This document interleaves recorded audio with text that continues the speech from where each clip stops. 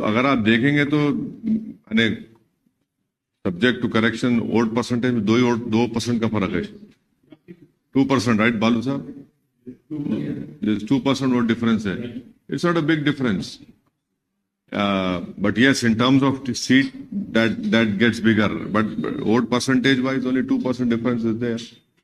Yes, it is a fact that Congress could not win in Hyderabad Parliament, in Secunderabad, in Malkajgiri also. So yes, that is a fact, and that is also strength of MIM and BRS also, that they could win from there. So to make it very different, urban, rural, I don't think so that is correct, because end of the day, I can also say that when you have won here, why didn't you win in Vikharawad and in Tandur or Pargi? Or why couldn't you win in Ibrahimpatnam? So every area has a different challenge. All depends on candidates, what was the mood over there.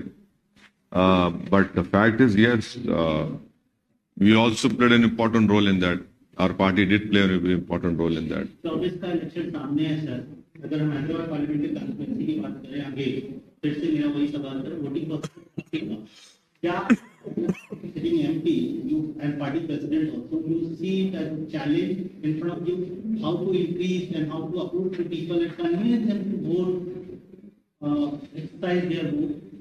Low voting percentage very narrow margin से victories हो रही हैं, इसको कैसे देखते हैं और इसको कैसे आप कोशिश करेंगे कि इसको हम नहीं लो पोलिंग परसेंटेज के कई वजूहात हैं।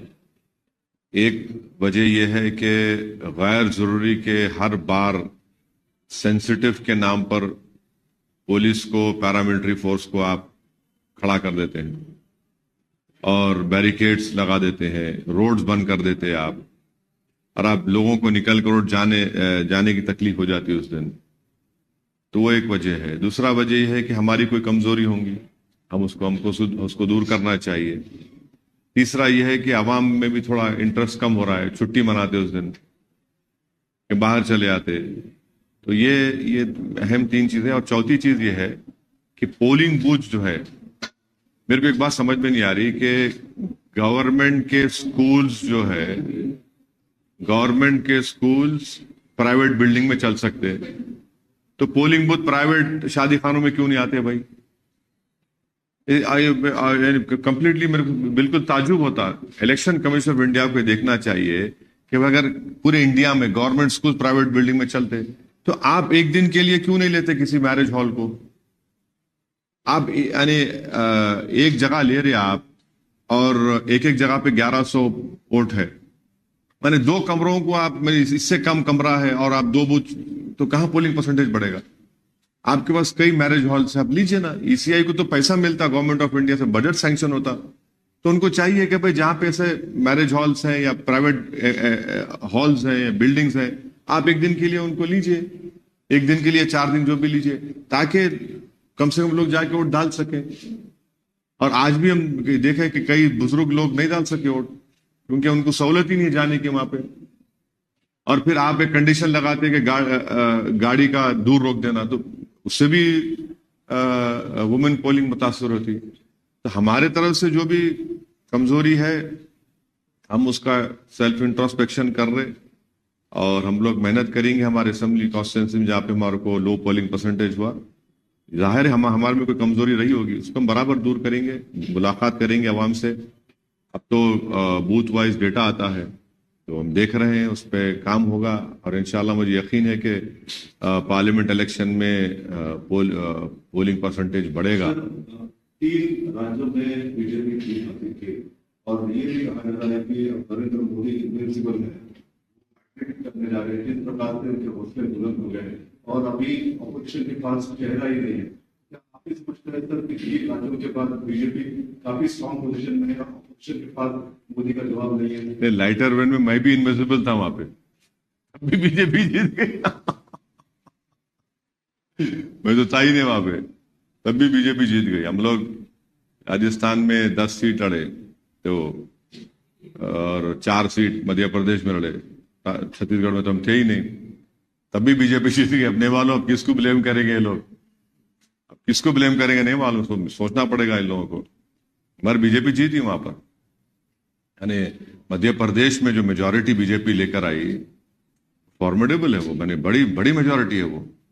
इतने सीट के 140 कुछ के ऊपर लेके है ना, 160। आप बताइए, आप छत्तीसगढ़ में सिटिंग सीएम आपका है, और इतना वो लोग वो थे वहां पे, आप राजस्थान में। तो यस, ये जो 3 स्टेट के डिसीजंस आए हिंदी हार्टलैंड के, ये तो कांग्रेस पार्टी के लिए बहुत बड़ा इनके लिए एक क्या बोलना चाहिए उसको, सही लफ्ज क्या होगा, कांग्रेस पार्टी के लिए तो एक बहुत बड़ा कहीं ये उनके लिए नुकसानदेह साबित ना हो जाए 24 के लिए, क्योंकि 65 लोकसभा की सीट है उसमें, 65 लोकसभा की सीट है छत्तीसगढ़ में, मध्य प्रदेश राजस्थान 65 में से मेरे ख्याल से लास्ट टाइम एक कमलनाथ साहब के बेटे जीते थे। राजस्थान तो कंप्लीट वाइप आउट था, और छत्तीसगढ़ में शायद 1 या 2 जीते थे। मैंने बीजेपी 63 सीट जीती थी वहां पे लास्ट टाइम। तो यकीनन इनको ये तो कांग्रेस पार्टी को बहुत बड़ा धक्का है ये। 3 स्टेट्स में आप एक तो पावर में थे आप, तो अब देखिए क्या होता है, कितने मोहब्बत की दुकान खुलती नहीं खुलती नहीं मालूम। सर, ये याकूबपुर और नामपल्ली में इतनी कम मेजॉरिटी आने की वजह क्या सर? नहीं, याकूतपुरे में शायद हमको देखना पड़ेगा क्या कमजोरी थी हमसे, क्या काम नहीं हुआ है वहां पर, और इंशाल्लाह हम उस पर वर्क करेंगे। यकीनन हमारे लिए एक फिक्र की बात है, और मुझे पूरा यकीन है कि इस पर इंशाल्लाह ताला आप देखेंगे जल्द से जल्द उस पर काम शुरू होगा, और हम अपना पोलिंग परसेंटेज भी बढ़ाएंगे वहाँ पे, और जो भी कमजोरियां खामियां रही उसको इंशाल्लाह हम जरूर दूर करेंगे। मैं याकूतपुरे की आवाम का शुक्रिया अदा करता हूँ कि उन्होंने हमको वोट भी दिया, नहीं भी दिया, और जो वोट डालने नहीं निकले, मैं उनसे भी गुजारिश करूंगा कि अगर आप निकल के वोट डालते, जो मजलिस के एक बहुत बड़े चाहने वाले हैं, तो इतना जो रिजल्ट आया, इससे बेहतर रिजल्ट आ सकता था। कांग्रेस पास नंबर तो है लेकिन बहुत ज्यादा नंबर नहीं है। अगर किसी सूरत हाल में किसी भी पॉसिबिलिटी में, कहाँ की बात कर रहे हैं आप? तेलंगाना की बात कर, वो आपको अप्रोच करते हैं, वो आपका हेल्प मांगते हैं, तो क्या एमआईएम इसके लिए दरवाजे खुले रखेगी? क्यों मेरे पास क्यों आएंगे भाई? पॉसिबिलिटी अरे कहाँ आएंगे भाई मेरे पास? बोले थे सूचना తీసుకుంటాం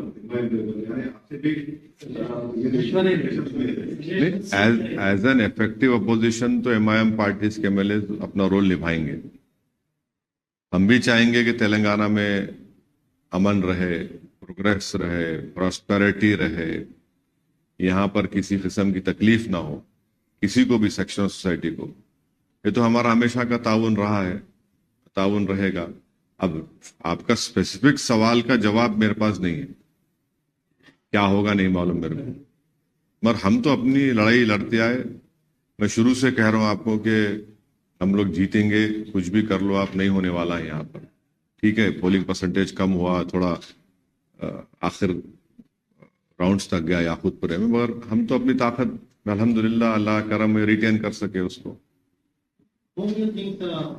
दो दे आर कांग्रेस लीडर, दोनों कांग्रेस के लीडर, कौन लगता है आपको बेहतर सीएम कैंडिडेट हो सकता है आपकी नजर में, आपके एक्सपीरियंस के अंदाज में? 2 लोगों का नाम चर्चा में है, रेवंत या भट्टी, दलित चेहरा या रेड्डी चेहरा?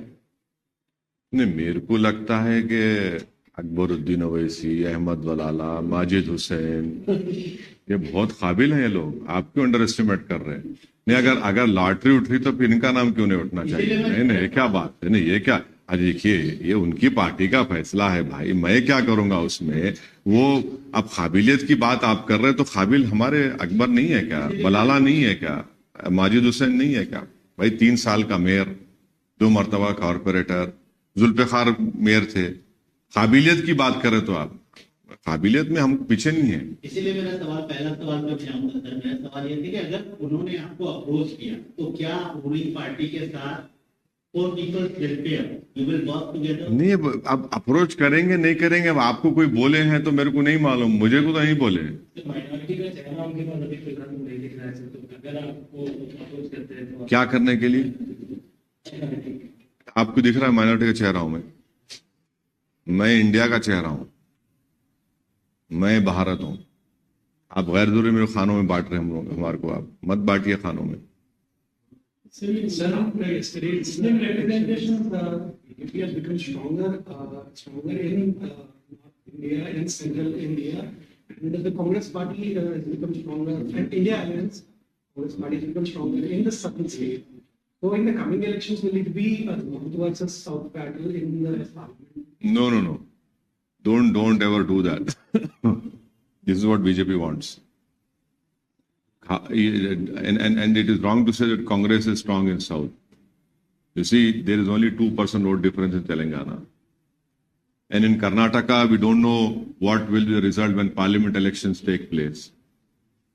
Thirdly, in Tamil Nadu, it is the AIA-DMK and the DMK who are in power, not Congress party. In Kerala, it is the UDF and the LDF over there. So I don't think so that is the right comparison to make. And this north and south. Yes, BJP has won 3 elections in the Hindi heartland, and these are big victories for BJP. Defeating a Congress party in Chhattisgarh and retaining Madhya Pradesh state. And of course Rajasthan, they have every 5 years the government changes. It is a challenge for all of us come 2024, and it is a bigger challenge for the parties who are there in that IND alliance. Sir, ये 4 states में 636 MLAs में ruling party का एक भी मुस्लिम MLA नहीं हुआ। मुस्लिम representation ruling party से मुराद कौन?